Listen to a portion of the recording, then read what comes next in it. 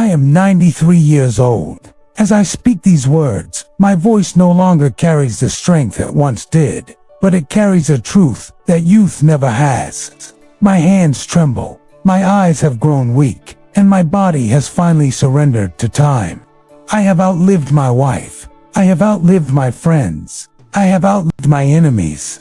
And perhaps the strangest thing of all is that I have outlived the man I once was.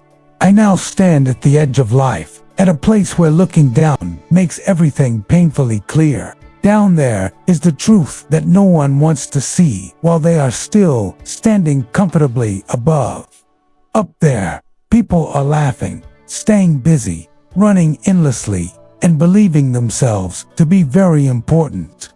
From where I stand, I can see that they are all living inside an illusion.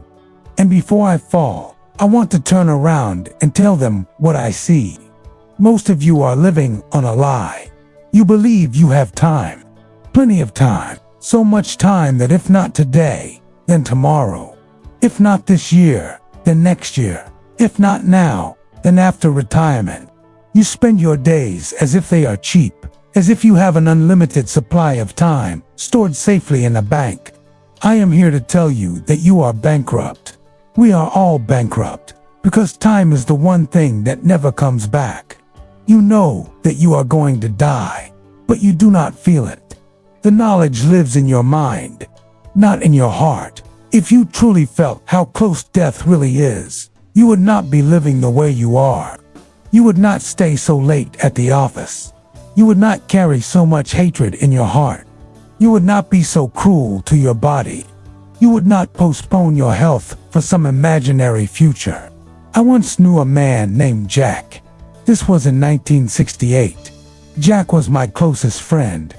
He was smarter than me, better looking than me, and far wealthier than me. He was on a mission to conquer life.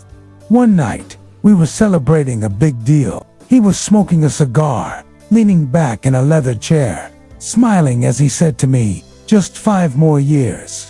5 more years and I'll have everything. Then I'll start living."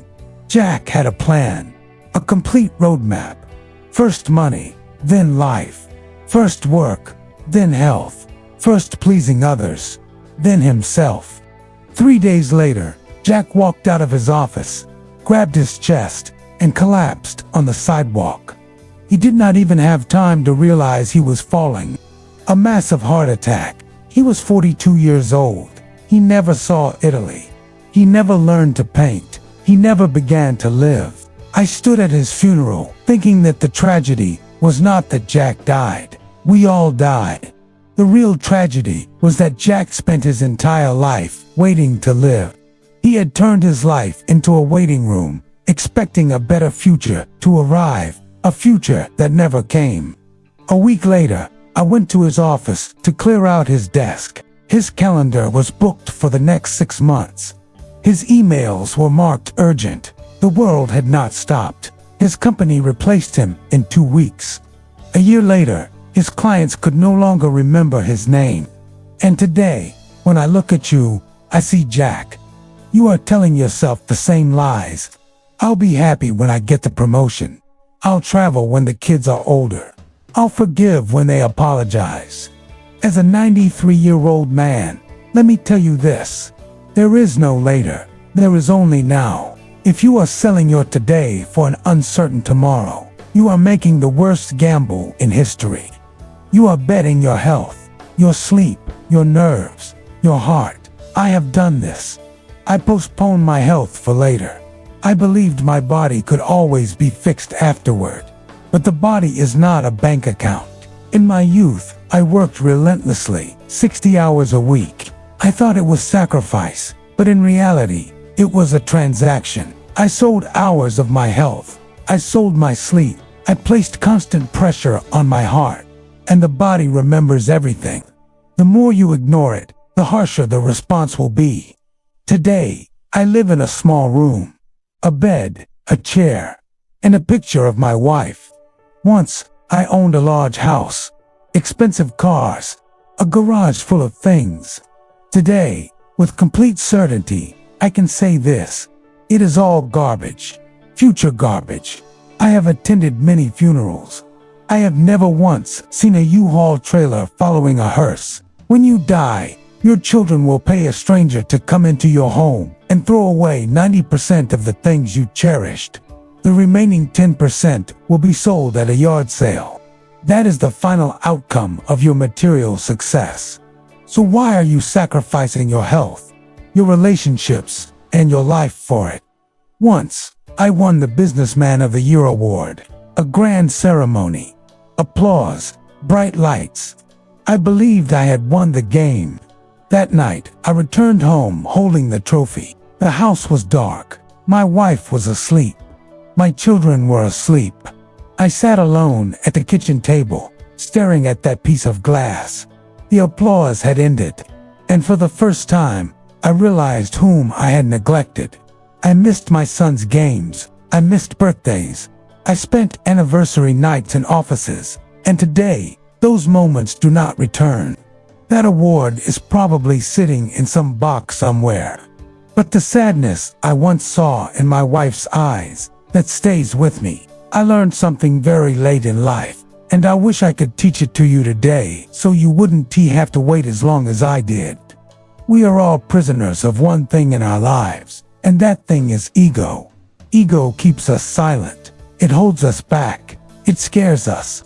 We don't start businesses because we worry about what people will say. We don't express love because we're afraid of looking weak.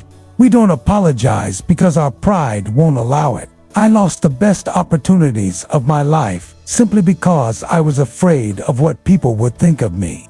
I didn't make the decisions that felt right in my heart. I made the ones that made me look acceptable to society. Today, when I look back, I realize that the people whose judgment I feared are either dead or don't even remember me anymore. Here is a strange truth, but one that will set you free. Nobody is watching you. People are far too busy dealing with their own problems. You are the main character only in your own mind. To everyone else, you are background noise. So why are you afraid to live your truth? Why are you sacrificing your time, your health, and your happiness for decisions that no one will even remember? Even when it comes to your health, ego plays its games. We don't go to the doctor because we don't want to look weak. We don't rest because we're afraid of appearing lazy. We ignore stress because we believe we are strong. I did all of this, and eventually, my body taught me the difference between looking strong and actually being strong. There is another thing that could have changed my life if I had understood it earlier. I call it the practice of the last time. It is based on a simple but terrifying truth. Everything you do today, one day you will do for the last time. One day you will pick up your child for the last time. One day you will kiss your wife for the last time. One day you will drink your final cup of tea. You don't know when that day will be. When this truth settles into your heart, life changes. You stop eating while staring at your phone. You stop looking around while someone is talking to you. You lose your temper less easily. You begin to feel time. You begin to feel the moment, and those moments later become your true wealth. Sitting here at the end of my life, I don't replay my business decisions. I don't remember the meetings. I don't remember the emails. I remember Sunday mornings when we ate breakfast in silence. I remember my daughter's laughter when she was 3 years old. I remember the moment I helped a stranger push his car out of the snow. That is everything. Many of you may think this is just philosophy, not reality. You may say that reality is about earning money, paying bills, and carrying responsibilities. I don't deny that, but I will say this. You cannot live your entire life in survival mode. If you do, you may stay alive, but you will never truly live. Your generation has something priceless, health and youth, and you are wasting it as if it were cheap. You don't sleep at night. You stare at screens. You don't walk. You sit. You don't eat. You swallow. You don't breathe. You gasp. You do all of this because you believe everything will be fixed later.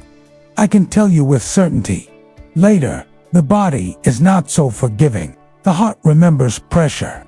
The nerves remember lack of sleep. The mind remembers constant noise. I watched my friend Jack die of a heart attack. I watched my colleagues leave this world due to strokes. These were strong, successful people. They simply ignored themselves for too long. There is another burden people carry throughout their lives: hatred, resentment, complaints, revenge. I carried this burden for years. I believed I was right and the other person was wrong. Over time, I learned that hatred is like a heavy suitcase you carry yourself, while the other person never feels its weight. Forgiveness is not weakness, it is intelligence. It is taking back your time and your energy. You don't have enough time to waste it on hatred. Today, I don't even remember the names of my enemies, but I remember the moments when I forgave and felt lighter. You may think I am trying to scare you. I am not scaring you. I am waking you up, because I know the greatest tragedy is not death. The greatest tragedy is that a person never truly lived before dying. They stayed safe, they stayed comfortable, and then they were gone. We are all going to die. That is the only guarantee. But most people only exist. They postpone their lives. They make 5-year plans. They say, not now, later. I am warning you one last time. Don't become Jack. Eat good food. Make time. Travel. Take care of your health. Listen to the heart that speaks in silence. Be the first to say, I love you. Because the clock is ticking, and that clock does not stop for anyone. I am tired now. My voice is tired.